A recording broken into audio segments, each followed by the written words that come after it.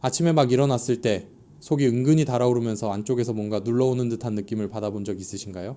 혹은 따뜻한 차 한 잔, 속에 좋은 음식 몇 입만 먹어도 심장이 평소보다 빨리 뛰어서 괜히 걱정되셨던 적은 없나요? 건강한 식습관을 유지하려고 노력하고 몸에 좋다고 알려진 음식들을 챙겨 먹는데도 불구하고 몸이 이상하게 반응해서 괜히 불안하거나 뜨거워지고 하루 종일 불편했던 적 한 번쯤 있으시죠?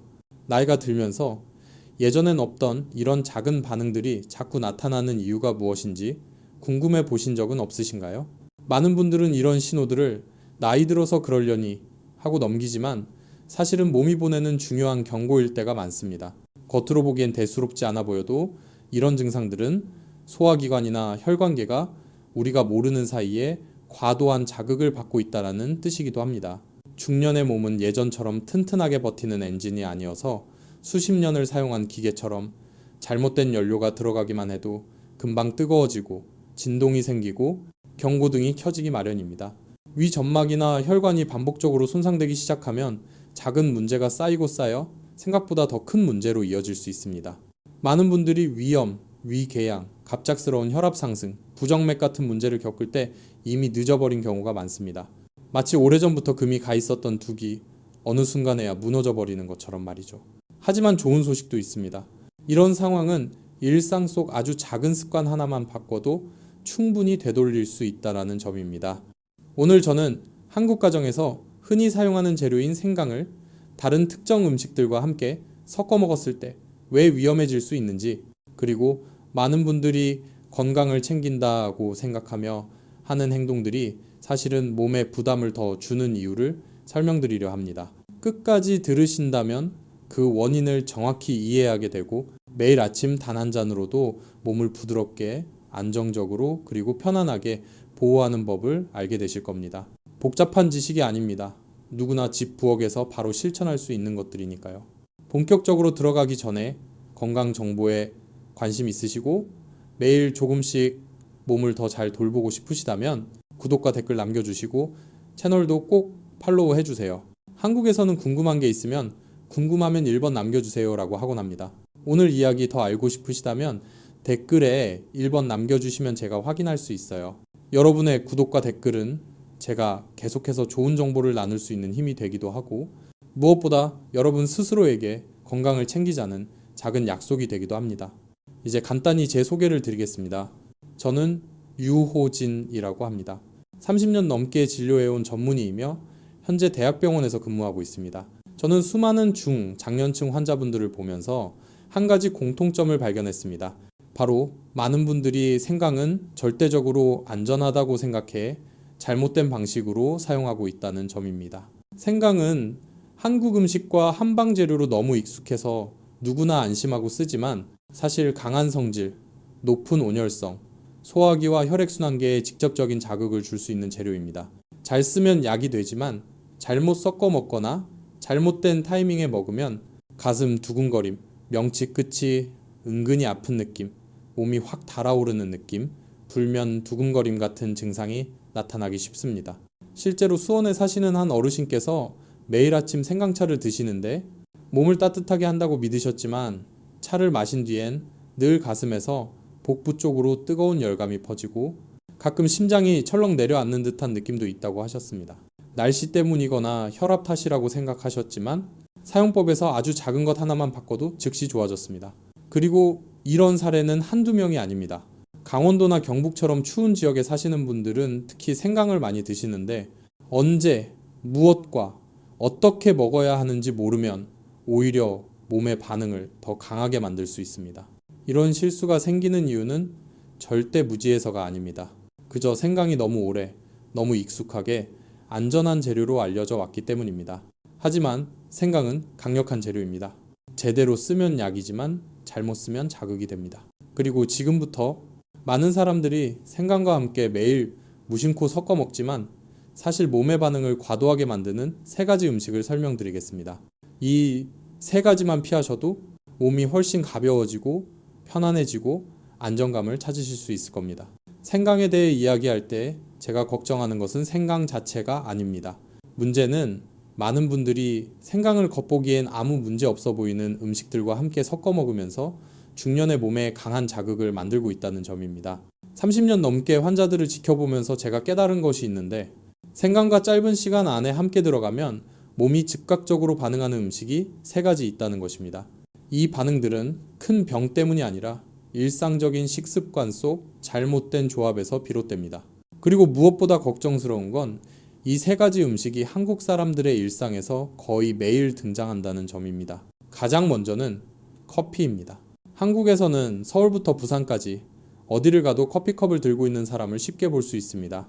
특히 중년층에게 아침 커피는 몸을 깨우는 일종의 스위치처럼 여겨지죠. 하지만 대부분 모르고 있는 사실이 하나 있습니다. 생강과 커피는 둘 다 순환을 자극하고 심박수를 약하게 올리고 소화기관을 더 강하게 움직이게 만드는 공통적인 특성이 있다는 점입니다. 이 2가지가 동시에 혹은 너무 가까운 시간에 몸에 들어가면 자극이 겹겹이 쌓여 2개의 뜨거운 바람이 한 지점으로 몰아치는 것처럼 작용합니다. 젊은 사람들은 아무렇지 않을 수도 있지만 나이가 들면 그 즉시 반응이 나타납니다. 서울에 사는 윤 씨를 만났을 때도 그랬습니다. 윤 씨는 아침마다 몸을 따뜻하게 하려고 꿀을 넣은 생강물을 마시고 회사에 도착하면은 커피를 한 잔 더 마시는 습관이 있었죠. 어느 날은 책상에 앉자마자 심장이 평소보다 빨리 뛰고 손이 약간 떨리고 속에서는 뜨겁고 얼얼한 느낌이 올라왔다고 합니다. 혈압이 갑자기 오른 줄 알고 병원에 오셨죠? 식습관을 듣고 저는 단 한 가지를 물었습니다. 생강 드시고 커피는 얼마나 있다가 드세요? 그녀는 한 10, 15분이요 라고 답했습니다. 그 정도면은 몸이 반응하기에 충분한 시간입니다.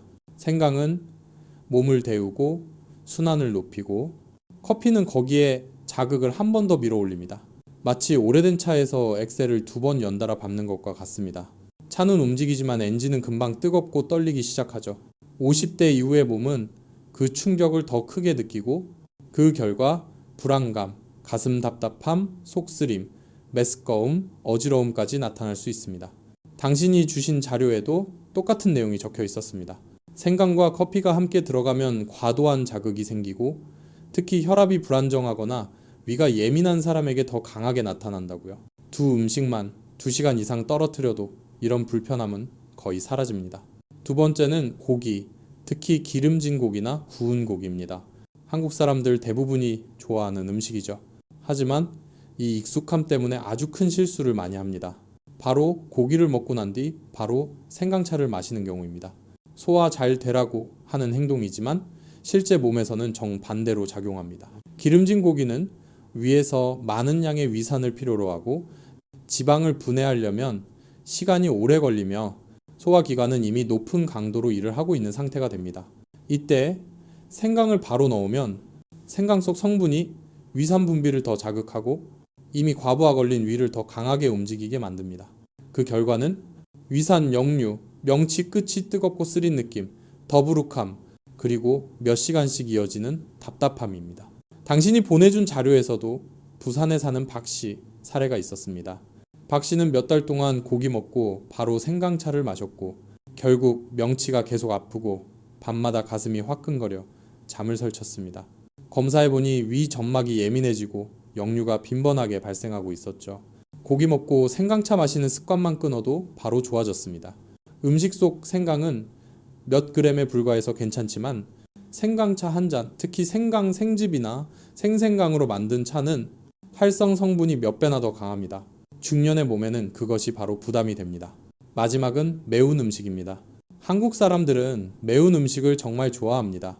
김치는 물론이고 불닭, 매운 찌개, 매운 짬뽕까지. 하지만 매운 음식은 원래 강한 열성을 가지고 있고 위점막을 직접적으로 자극합니다. 여기에 똑같이 열성이 강한 생강이 더해지면 자극의 강도가 몇 배로 올라갑니다. 대구에 사는 이 씨도 같은 실수를 했습니다. 저녁에 매운 닭을 먹고 잠들기 전에 속을 따뜻하게 하려고 생강차를 마시는 습관이 있었죠.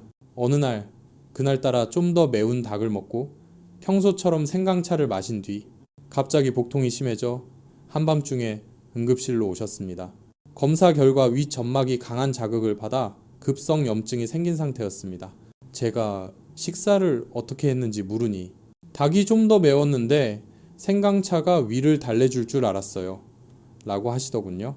하지만 그것은 두 개의 불꽃을 동시에 붙여놓는 것과 같았습니다. 당신이 준 자료에서도 같은 내용이 있었습니다. 매운 음식과 생강이 만나면 특히 중년 이후 또는 과거에 위염, 역류를 겪어본 사람들은 젊은 사람보다 훨씬 쉽게 손상될 수 있다고요. 중년의 몸은 이런 이중 자극을 감당하기 어렵습니다. 이 세 가지 음식, 커피, 기름진 고기, 매운 음식은 결코 나쁜 음식이 아닙니다. 하지만 생강과 잘못된 타이밍에 만나면 몸이 과도하게 반응하도록 만들 수 있습니다. 제가 환자들에게 항상 강조하는 이유도 바로 이것입니다. 중년의 몸은 예전처럼 재빠르게 회복하거나 조절하지 못합니다. 잘못된 조합 하나만 들어가도 심장이 두근거리고 가슴이 뜨겁고 위산이 올라오거나 잠을 못 자거나 심하면 메스꺼움이 생기기도 합니다. 이것들은 큰 병의 신호가 아니라 몸이 감당할 수 있는 한계를 넘었다는 작은 경고일 뿐입니다. 그리고 이제 저는 생강과 함께 먹으면 생강의 본래 효능을 제대로 살릴 수 있는 올바른 조합을 말씀드리려고 합니다. 몸을 따뜻하게 하고 소화를 돕고 염증을 완화하며 매일 더 건강하게 느끼도록 도와주는 조합들입니다. 앞에서 말한 세 가지가 피해야 할 것이라면 지금부터 말씀드릴 것들은 우선적으로 챙겨야 할 것들입니다. 생강에 대해 말하면 많은 사람들은 무엇을 피해야 하는지만 떠올립니다. 하지만 사실 생강은 무서운 것이 아닙니다.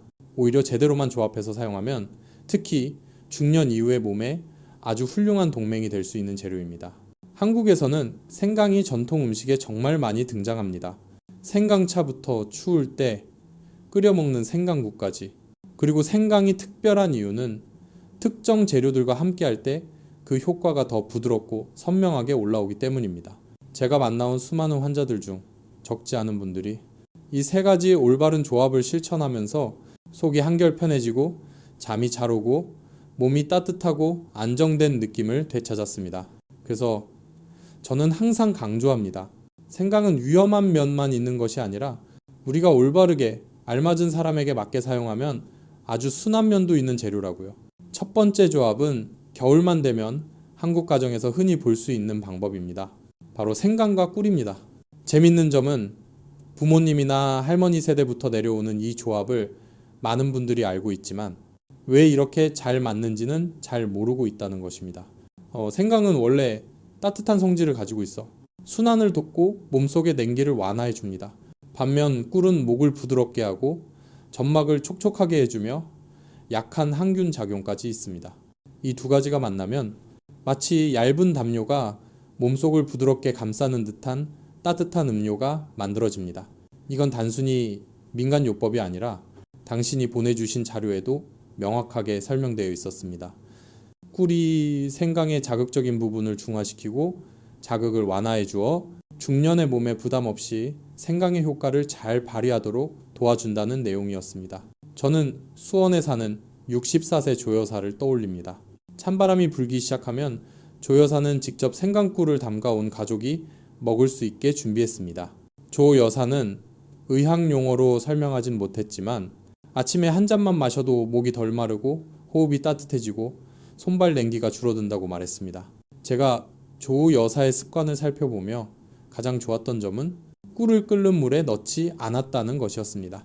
생강물을 45, 50도 정도로 식힌 후 꿀을 넣었죠. 이건 정말 중요한 부분입니다. 뜨거운 온도는 꿀 속의 중요한 효소를 파괴합니다. 이 내용도 당신이 제게 보내준 자료에서 아주 강조되어 있었습니다. 바로 이런 작은 습관 하나가 생강과 꿀의 장점을 최대한으로 끌어올려줍니다. 두 번째 조합은 생강과 레몬 또는 레몬즙입니다. 저는 몸을 더 가볍게 하고 싶거나 소화를 돕고 싶거나 체중 관리를 원하는 분들에게 자주 권하는 조합입니다.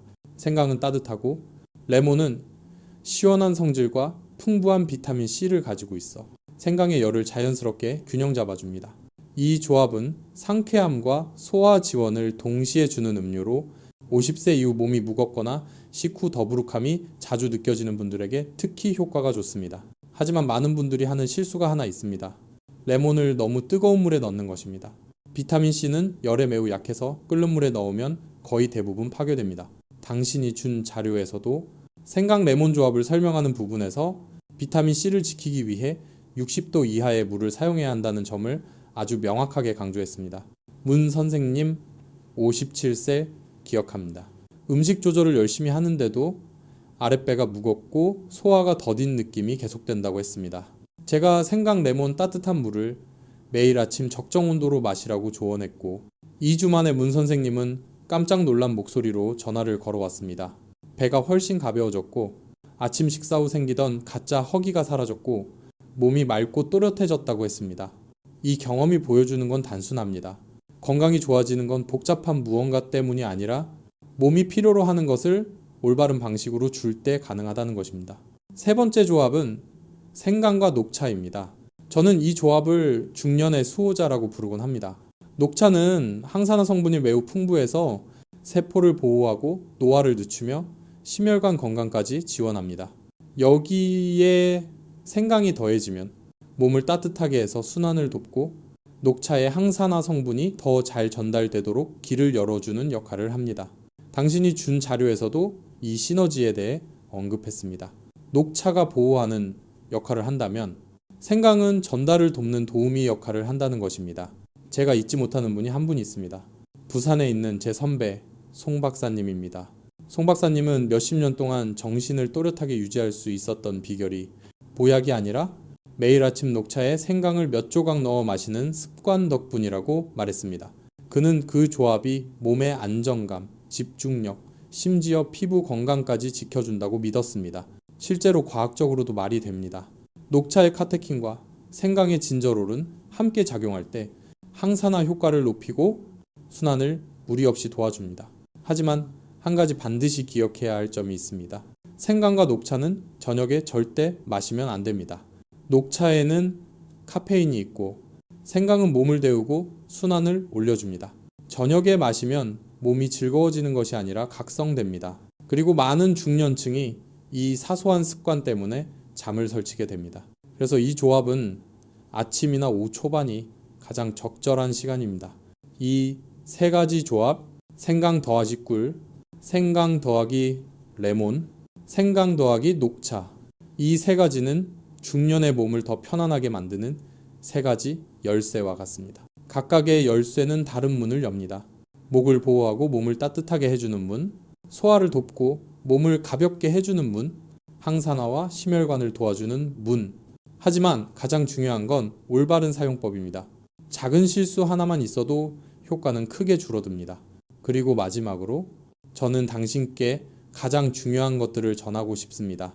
생강을 사용할 때의 실수를 피하는 법, 몸이 무엇을 필요로 하는지 알아차리는 법, 그리고 모든 것을 안전하게 적용하는 법, 그리고 여기까지 따라와 주신 당신께 진심으로 감사의 인사를 전하고 싶습니다.